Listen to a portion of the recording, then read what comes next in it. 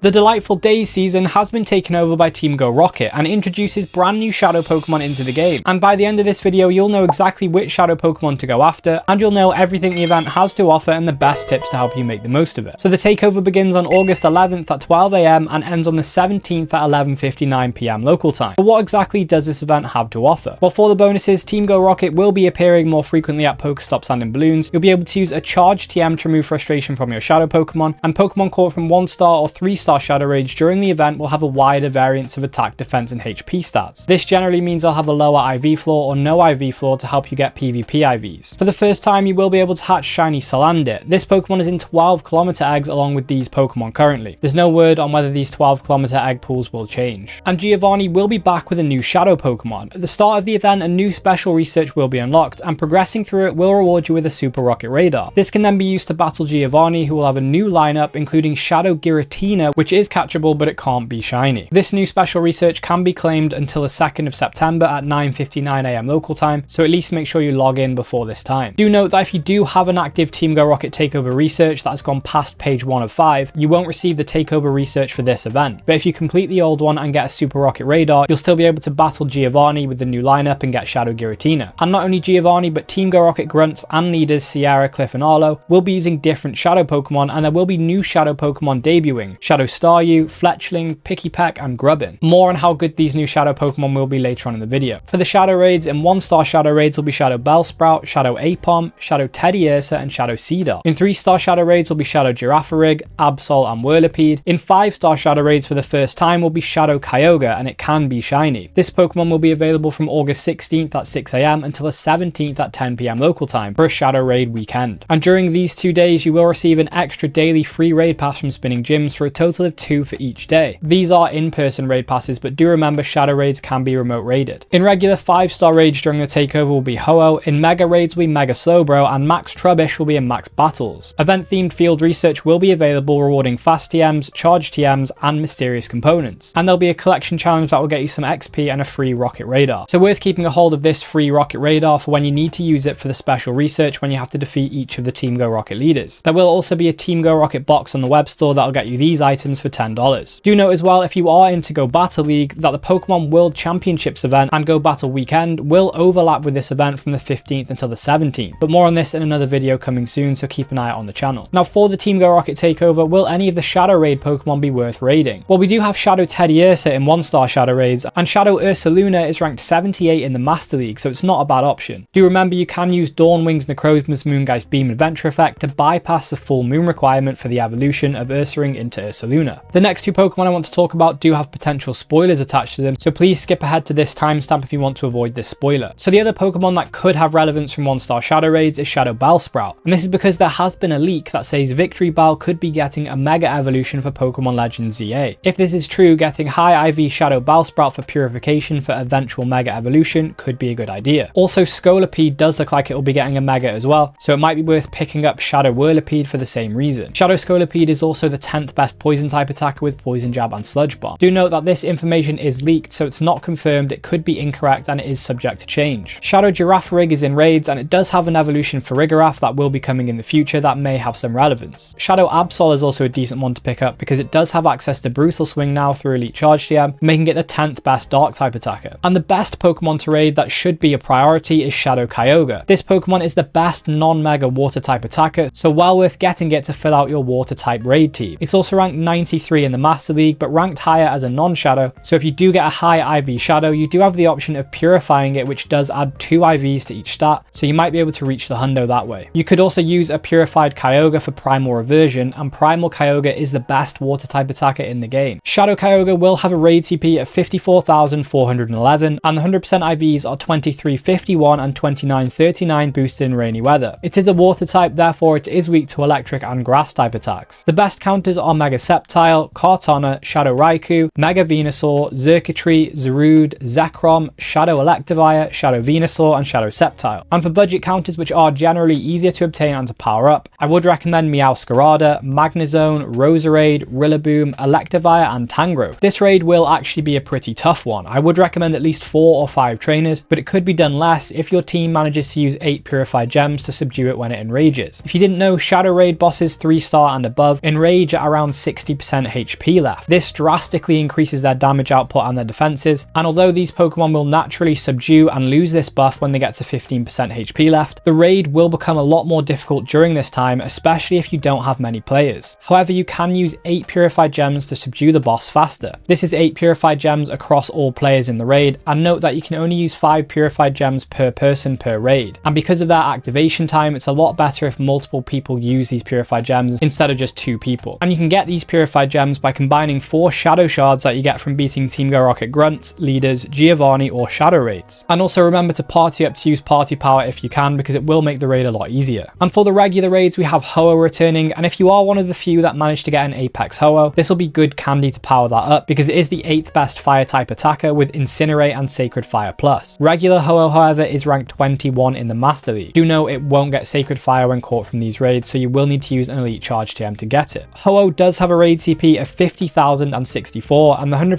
IVs are 2207 and 2759 boosted in sunny or windy weather. It's a fire and flying type, therefore it is weak to water, electric, and it has a double weakness to rock type attacks. The best counters are Shadow Rampardos, Mega Diancie, Shadow Tyrantrum, Mega Tyranitar, Mega Aerodactyl, Shadow Rhyperior, Shadow Gigalith, Rampardos, Tyrantrum, and Shadow Tyranitar. And for budget counters, I would recommend Rampardos, Tyrantrum, Rhyperior, Tyranitar, Gigalith, and Aerodactyl. This raid can be done with 2 if you have the best counters at level 40+. And if you do have a little bit of trouble catching any of these raid bosses, I do recommend using Black Kyurem's Free Shock Adventure effect to increase catch rate by 25%, and it'll stop Pokemon from moving when you catch them, so it's easier to catch a stationary target. This is especially helpful for Shadow Raid bosses that move more often. Alternatively, you could use White Kyurem's Iceburn Adventure effect, which increases the catch rate by 50%, and it makes the catch circle slower when small, so you can land an excellent throw more easily. And how good will the new Shadow Pokemon be? Well, Shadow Fletchling could potentially be interesting for Go Battle League, where Talonflame is currently ranked 57 in the Ultra League. Do note Talonflame does want Legacy move Incinerate to be at its best, but that would require an Elite Fast TM to get. Shadow Grubbin seems like it'll be useful, with Shadow Vikavolt being improved as an electric type attacker, but nothing special. However, as a bug type, it will be one of the best non-mega bug type attackers. Charger Bug and Vikavolt will also see improvements in Go Battle League as Shadows. Shadow Pikipek and its evolution Toucannon won't really have any meta relevance, but it could be worth getting because Pikipek will most likely get a Community Day in the future, and the move that comes with Community Day could improve its performance. And again, the next Pokemon I do want to talk about does have a little bit of a spoiler attached to it, so if you want to skip that spoiler, do skip to this timestamp. So of the new Shadow Pokemon, we do also have Shadow Staryu, and while Shadow Starmie won't have any meta relevance, it has been leaked that Starmie will also be receiving a Mega Evolution in Pokemon Legends ZA. So if it is real and it happens to be a strong Mega, it could be worth keeping some higher IV shadows so you can purify it to add +2 to each IV and get a strong purified Starmie that can be Mega Evolved. And lastly, for the new Shadow Pokemon, we have Giratina, and in its non-Shadow form, it's currently ranked 11 in the Ultra League and ranked 53 in the Master League. So it is a strong option for these leagues, and it is possible that the Shadow version will be as well. However, it is the fact that Shadow Giratina will be Great League eligible which is the most interesting, so well worth picking this up if you play Great League, because it is expected to be really strong for Great League. And if you are going to go for Shadow Giratina, don't make the mistake of catching it without a weather boost, because it will cost you a lot more candy to then power it up. Instead, try to wait and catch it in foggy or windy weather, probably windy because foggy is quite rare. This means it'll be at level 13 instead of level 8 when it's caught, so it won't require as much candy to power up. Now, while Altered Giratina will also be improved as a ghost type attacker, it's mainly for Go Battle League that you're going to want it. So you do have the option of stacking your Super Rocket Radar for something more relevant in the future, such as Shadow Rayquaza for example, but how do you do this? So to do this, once you receive the Rocket Takeover special research, you basically just need to ignore it and make sure you don't claim rewards that take you past page 1 of 5 of the research. This is because if you don't go past page 1, the game doesn't register correctly that you have the research, meaning that the next time there is a Rocket Takeover, it will give you the new special research as well. However, if you do go to page 2 out of 5 or more, the game will consider you as having an active Rocket research, and you would then have to complete that one before you can receive a new one. Now, all of this is great, but if you don't remove frustration from your Shadow Pokemon, they will essentially be useless. So here is how you can remove frustration. Firstly, in preparation to make this easier, I would recommend tagging all of the Pokemon you want to remove frustration from, so you have them all organized ready for the event. An easy way to find which Pokemon in your inventory have frustration is to search at frustration into the search bar. Then when the Team Go Rocket Takeover starts, you can go to your charged TMs in your item bag and go through your tagged Pokemon to remove frustration from them. And with you being able to remove frustration from your Shadow Pokemon during this event, which Shadow Pokemon should you prioritize? Well, it would be ideal to remove frustration from all of your Shadow Pokemon if you could, but unless you've got a lot of charged TMs, you will want to prioritize certain Pokemon instead. And firstly, I would recommend removing frustration from relevant Shadow Legendary Pokemon such as Mewtwo, Dialga, Palkia, Kyogre, Groudon, Heatran,